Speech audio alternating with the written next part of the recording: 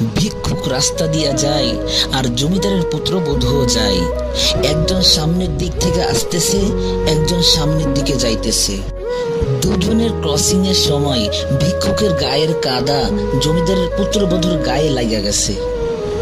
সে দুনিয়া আন্ধার কইরা ফেলছে। স্বামীকে ডাইকা নিয়ে আসছে, বলছে ভিক্ষুক আমার কাপড় নষ্ট কইরা দিছে। সে শুধু ভিক্ষুক ছিল না, বৃদ্ধ ছিল।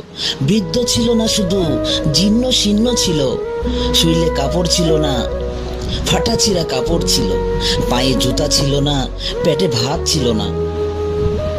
জমিদারের পুত্র সইতে পারে নাই। যৌবনের শক্তি সয় তো সয় কি কইরা? তার স্ত্রীর গায়ে ভিক্ষুকের কাদা।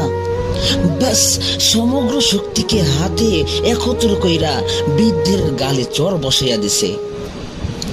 বৃদ্ধ কিছু বলে নাই, শুধু উপরের দিকে তাকাই।